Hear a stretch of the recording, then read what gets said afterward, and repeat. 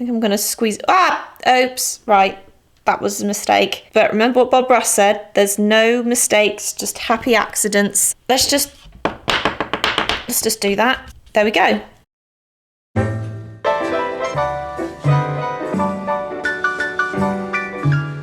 Guess who bought more art supplies recently? My boyfriend told me about this website several months ago, and I became quickly obsessed with it because they sell really cheap stuff like clothes, electronics, and a whole bunch of art supplies. What I found especially intriguing was that I found some art supplies that reminded me a lot of the official brand art supplies. For example, these are not Copic markers, but they look like Copic markers. I also bought these water brush pens, which look an awful lot like the Pentel water brush pens. I bought these other supplies as well, which reminded me of Tombow Markers and Micron Pens. And I just basically want to compare to see how they work. Okay, so as you can see, I've done a couple of characters here. I drew these because I wanted to test out some of the supplies here. I bought a whole bunch of these really cool markers, which look a lot like Copic markers. The only difference, if I'm being honest here, they're shaped differently, but these have a little tab on them so that they don't roll off the desk, which is good. These are called Finecolour alcohol-based ink marker. It has, like the Copic markers, it has the chisel tip end. I feel like such a beauty guru right now. But it doesn't have the brush marker end, it's just got a fine point, kind of like the Pro markers by Winsor & Newton. This is what they look like together. I'd be such a bad beauty guru, seriously. See, it's even got the little barcode on it. Let's give these a go and see if they perform similarly.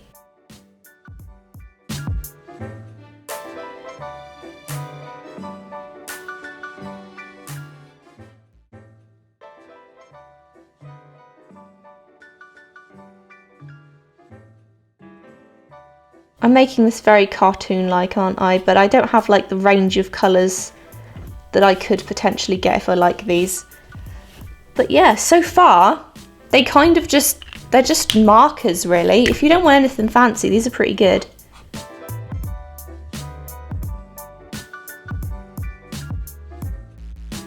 Okay, so another thing, you can kind of darken them up a little bit if you layer them like you can with Copics. Let me try getting my colourless blender and my Copic marker just to see if they react. So yeah, the colourless blender by Copic is, you know, it's reacting with these markers, obviously because they're alcohol based, so yeah, there we go, that's pretty good.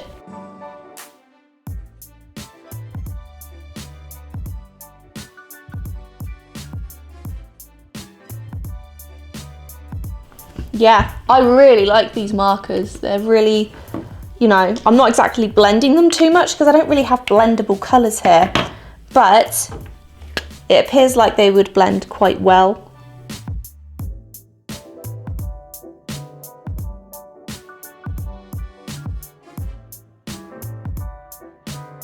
Gonna take my Copic now.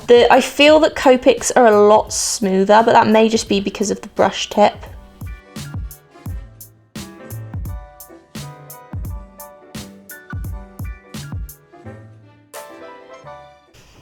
Overall, to be honest, the only thing I really miss is having the brush tip, because I just feel like it has such a decent application of colour.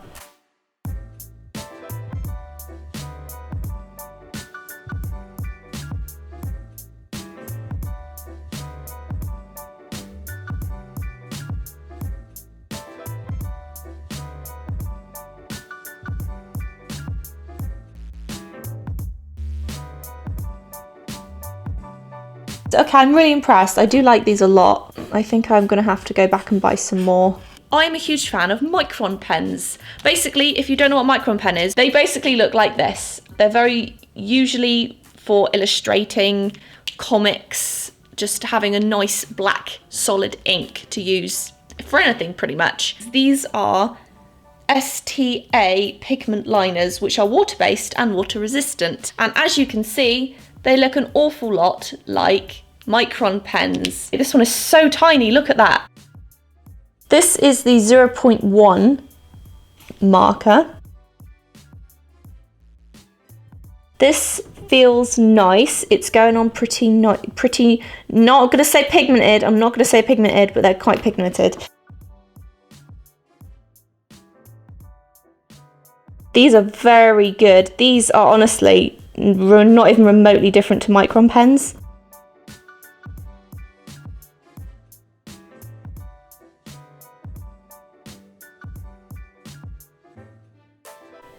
Why has Tinkerbell got blonde hair and black eyebrows? We shall never know. I mean, I'm using a lot of strokes with this, and it's not sort of drying out like I thought it might, because they feel quite light. Like, I feel Micron pens are a bit heavier, but these are they feel quite cheap, but they work so well.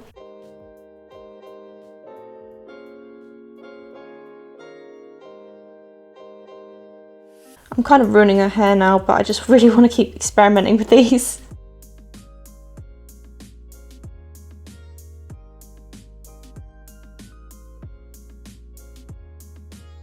And overall, I am loving the markers and these STA pigment liners. Okay, so these ones, I actually just really liked the look of in general. They don't physically look like the Tombow markers, but they reminded me a lot of them, so that's what I'm going to kind of compare them to. Tombow markers, if you don't know, have like a brush end, kind of like the Copics do, but the other end they've got like a really fine point, which is great. I love them. They're great for kind of like hand lettering or calligraphy, illustrations, little cartoons. That's what I mainly use them for. This one especially reminds me a lot of the Tombow markers because it has the brush at one end and the other end has like the fine point. So I'm not actually sure what these say or what these are called. So if you can read this, let me know, because I unfortunately I can't read what it says, but it says platinum on it. These are the same, they say platinum on them, but they're like a different type of pen. I only got 3 colours in these, but I'm definitely going to buy some more if I'm impressed. But I just like that they're brightly coloured, like the Tombow markers, and they've got the brush at the end, but they don't have anything at the other end. But yeah, the point is actually longer than on the Tombow marker. Point on the end, oh my gosh, I love that. Look at the point on that, it's so tiny and so like, I love that already. So I'll tell you what, I'm gonna use the tiny point end of this marker to sign my name. Oh, yeah, oh, I love that. That's with a Tombow marker. Let's try it with one of these to see how it works.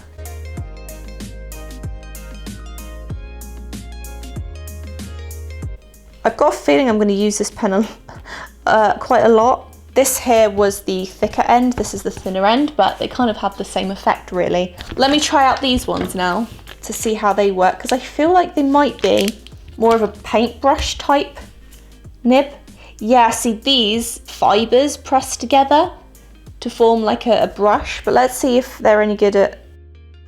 Yeah, these are no good for lettering because of the fact they're like, it's like a brush.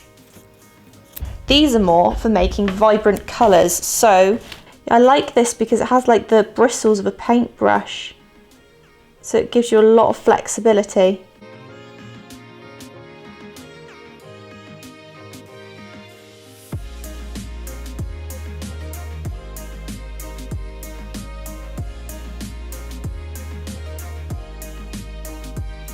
So these are by Bianyo, I'm not sure how you pronounce it, but they look exactly like the Pentel water brush markers. Like I bought these in a set, You get three different sizes and they look bloody exactly the same. This is the Pentel brush, this is the cheaper brand, which looks a lot like it.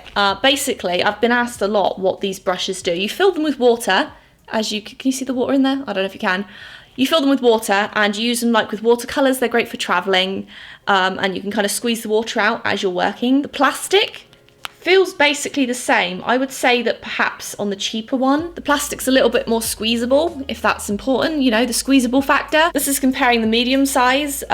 This is the cheap one. As you can see, I've not used it. These are more frayed because I have. And then this is the small size, which is probably out of focus because, yeah. So when I was on holiday in Florida, I painted these with watercolours and these Pentel water markers. So I'm kind of just trying to recreate these with the cheaper markers that I got. Okay, change of plan. I don't know where my watercolours are, so I'm going to use my Winsor & Newton inks instead. It seems to be okay. It's not like the water isn't leaking out, which is what I was kind of a little bit concerned about. And I like that I have somewhat decent control over the colour like I do with the Pentel ones. There is like a weird, like long fibre which is just getting in the way.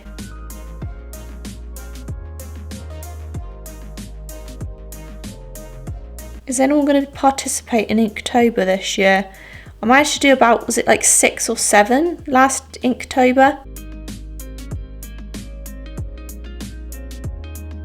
I think I'm going to squeeze, oops, right, that was a mistake. The Pentel water brushes aren't really that expensive. I think I bought my set of 3 for about $10 or so. These I got for like a fraction of that cost. Again, I'm not sure exactly how much. I'll try and leave all that information in the description.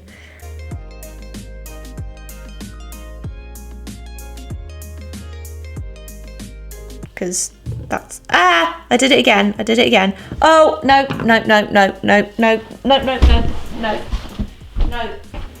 These are slightly starting to get on my nerves now.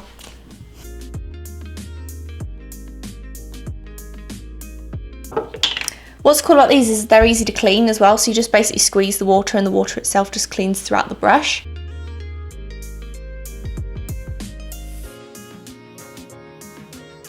Okay, I'm going to take my absolute favourite new item now, which was this thing that I don't know what it's called, and I'm going to do all his little stripes because why not?